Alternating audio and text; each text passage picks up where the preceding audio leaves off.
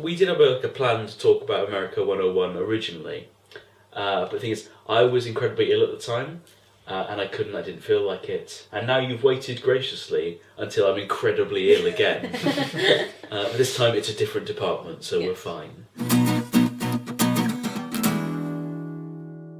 Actually, no, I do remember how you wrote it, because I was going to say it was like a short last minute... Please remind me. It was a very last minute video. Okay. Because I'd been struggling to try and force myself to write something for ages, and I eventually wrote Cousin Ronnie. And I was like, yeah, this'll do. It's just a conversation that's mouldy, amusing. It's kind of... The concept is the only joke there, really. But, what the hell, I want to get something out the door. Like, get myself back in the habit of writing. And we went to film it a couple of times, and I just freaked out and was like, this is terrible, I can't work out how to shoot a split screen, I'm not confident in the script. And I really was freaking out, and you were just like, it's okay, Mike, calm down, don't panic. What we'll do is I'll write a complete replacement for your crap script, and we'll film that instead. Yeah, in 10 minutes. Yes. Did you know, in America, in pavement, they call America cookie? Ah! A mate of mine, Martin, we went on holiday to Oregon together. It was sort of the west coast of America, very leafy, very nice, far enough away from California you can have an actual conversation with people, but not so far east that that conversation will always be about abortion. It was great. We developed minor drinking problems on that holiday because just like we had holiday money, we had no bedtimes, we had each other, and there was nothing to stop us. So basically we go to different bars every night, we get chat to people, and basically making up a weird bit of slang and pretending we believed it was our watermark for whether or not we want to keep drinking with people we met. Like you go to them like, oh, it's so weird here in America. I can't believe you guys call pavements elevators.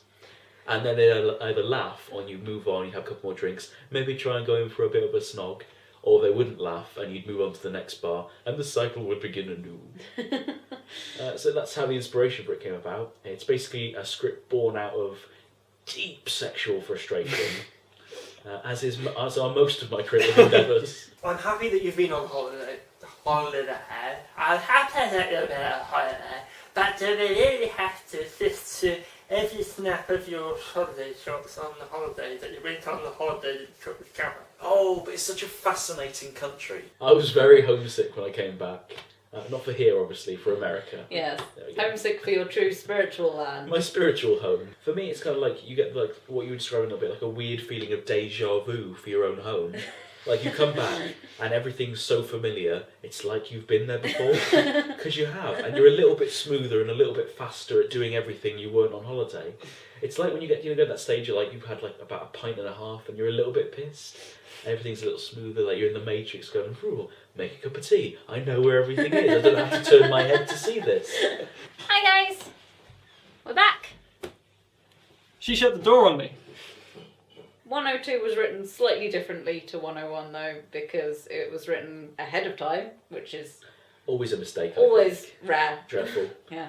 You lose the fear, I think, if you have things planned out. Oh no, there was plenty of fear involved. Yes. I remember happily going, there's some of the stuff I've written recently that we should film. I should have another look on the Google Drive folder that we have full of sketches. And I went to look at the most recent sketch that I've written. And it was written in June 2013. But then we went on holiday to America, and it put me through an interesting cycle of basically just resetting my entire brain from start to finish. Because we went away on holiday, and it was amazing for a week and a half. Not massively long holiday, but we went out for a family wedding, so I got to see loads of family again, got to chat with people I don't speak to enough, had a real fun holiday, ticked off all the main things that I wanted to do while I was over there. It was absolutely fantastic. Came back, it was grey and miserable and cold. I was there. Yeah, just the general coming back from holiday blues. So then I spent a couple of weeks feeling really down. And then I started to be able to write stuff again, and that's Right. it's like it was a definite like brain rebooting process. It sounds like you. Catharsis. Yes. That's that word. It sounds like you had so much sadness, it was actually clogging you up. Yeah. And now you've had that all festered out of you, so you've just got the little trickle of sadness now. The standard human You know, sadness. It wasn't just sadness, it was also busyness. It was just that thing of Busyness, I wasn't spending time thinking about writing when I would have Yeah. quite liked to be. Having time to engage in your hobbies. Indeed. I just wanted an idea for something. I was like, well, we've just come back from America, how about we do a sequel? Write a list of funny things, knock it into shape afterwards. Yeah, exactly. So I started off from the premise of, okay, we're going to come back and go, no, it's not like what you said at all, it's like, this is it. Because you'd already done all the phrases, I wasn't convinced I could come up with enough different, really funny phrases. Also, that would make it a bit too Samey.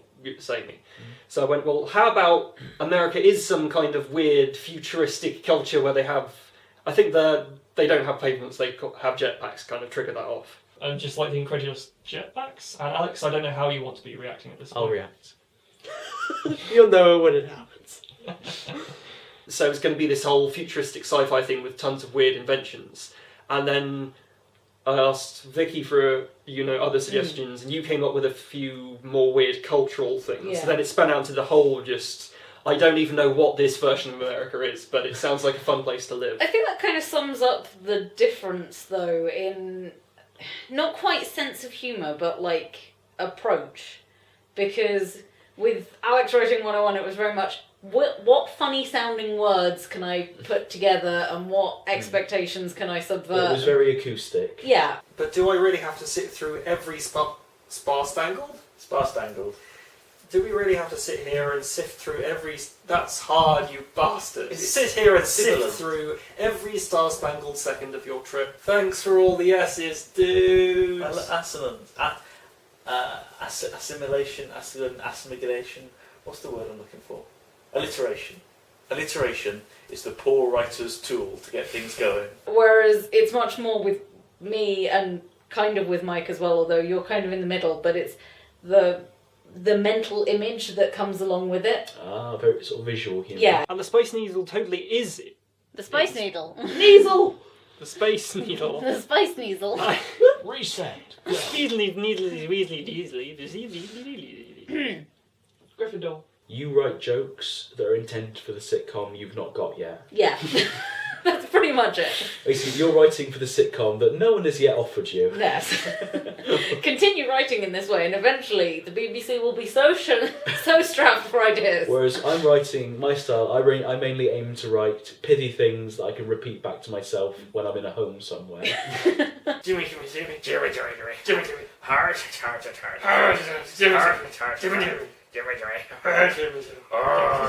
whiskey, And that's what Americans sound like. I was really pleased to get the first draft of the script done, and then it got to the point where I was like, well, I don't really know.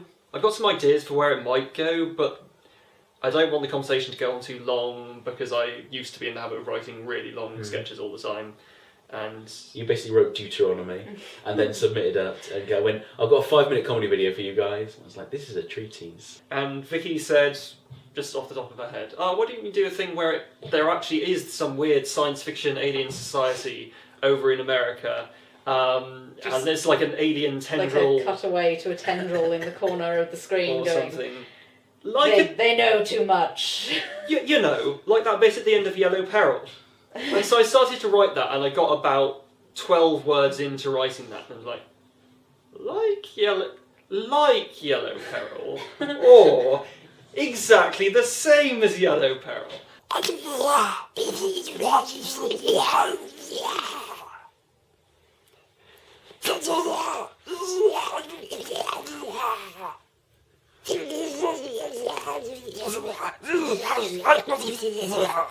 It worked out quite nicely. That was great. Like I think it's just ridiculous and absurd enough that it does work in and of itself. It's continuing to develop your skills at cheese puppetry. Yep. And art we very much, I feel, perfected. For people who haven't actually seen it, Yellow Peril is like the 5th or 6th video we ever did. It was one of the first things I wrote. There's been quite a few people who I've sort of, said, yes, watch the channel, wonderful, and been chatting about various videos with, and they say, yeah, we've gone back and watched most of the videos, probably.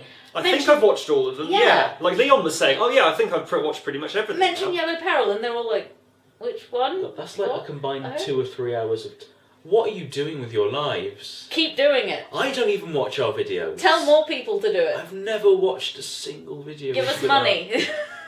I don't even know what this is for. They just come round and take pictures of me. In fairness, you do watch the videos. You just watch the ones you're in. Yes, that is true. If you're not That in a is video, you entirely don't true. watch it. Yeah. That's true. What I do is I like to finish off romantic dates that I find off the internet by bringing them here. Well, first of all, I do is I take them to like a restaurant within my neighbourhood, so that I can invite them back to my place. And by the time they've walked there, they haven't had time to regret it. So then I bring them in. We'll make them watch some videos of me on the internet. By that time, they're so starstruck. They leave. And that's the front cover of his country album. Howdy, amigos. Well, how do? My name is Oil Baron Texas Friend, and I'm here to sing you some Pete. great good country Texas songs. friend Pete. Texas Friend Pete. Cherry Oh, Bob, boy. Fishy Sue. This is my wife, Fishy Sue. I met her at Why a does marina. that gotta be Fishy Sue? I didn't say you were Fishy Sue. Good. This Cheating is on me? not yet. You're his daughter, Big Fishy Bill. He can still cheat on me with me. Oh Jesus. That's how we roll. Sarah Goodwin, who writes many books, a lot of them about gay people, but some of them not. We don't talk about those ones. Actually, no. Prior Engagements is one of my favourite books that she's ever done, and that was just a straight chick lit romantic comedy type book. Oh, awesome. So that's a recommendation. Cool. She was present for filming and also acting, and That's an incredibly demeaning way to phrase it. She was present for filming. she kindly offered to act in Yeah. a sketch that we wrote, and we She's- needed an extra part for. she is normally not present for filming. I thought I was the one who was meant to be the shady bitch here. Yes. No, yes, she was there, she was amazing, she did really well. The part was originally written for Leon because we figured Leon would be able to do that sort of. So we No, thought no, we'd no, either no, no, put no. a wig on or The take... part was originally written for Jack, Oh, yes. and then I went and rewrote it for Leon because they have quite different styles of talking and quite different characters. And then Leon also wasn't free, so we were like, "Oh, that's fine. We'll film it with Sarah." And we filmed it with Sarah, and I didn't bother to take the time to rewrite it, so we kind of ended up Rewrote on the fly. ad-libbing it on the day. The, But the Alex Hoyle method. Yes. yeah. Although it turns out that there's, like, if you look at sort of written down, the way Sarah would deliver a lot of lines and the way Leon would deliver a lot of lines, the wording is the same, it's just the inflection. That's so interesting. Yeah, there were quite a few bits where I was like, actually, I don't need to rewrite that. It's just Sarah will say that in a naturally much more withering and sarcastic manner than Leon would have. I really love Sarah's voice and I really, really love her way of speaking. It's not me sucking up, I just do. Don't take it as a compliment. I really would love her to like do an audiobook, but we need something like icy enough. I think like Oscar Wilde, I think would suit her quite well. I feel the thing is she would be fantastic on panel shows. Oh yeah. And the fact that she has not gotten onto them yet is really annoying because she would basically, I think, probably be able to outdo David Mitchell because he gets quite het up and like he sort of has mastered the getting really annoyed over very minute things that don't really affect your life. Whereas Sarah can just sit there and go, "You're wrong. You're wrong, you're wrong, you're wrong, you're an idiot, and I'm going to tell you why." And I want her to be the new Sue Perkins. I'm really glad Sarah was happy to act and stuff, because initially, I mean, we've been trying to get her into videos for a while, and I was so happy when we eventually managed to persuade her to be in A Dear God Why, and she was the best thing in the video. Yeah. So we're going to try and get her back for as many as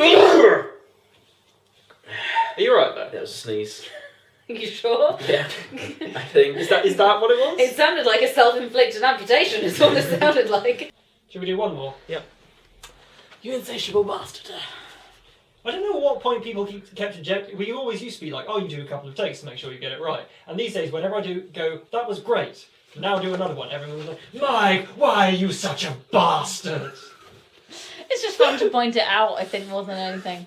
But it's true, I am a bastard. That's not the main manifestation of my bastardry. We were, like, on the day trying to see, it was like, this is a good script. We like this script. It was fun to write. I'm really glad I've written something that I'm proud of and that's, like, amused me while I was writing it. But You know, is there any way we can tweak it so that Alex still gets hit in the face with a cheese wheel?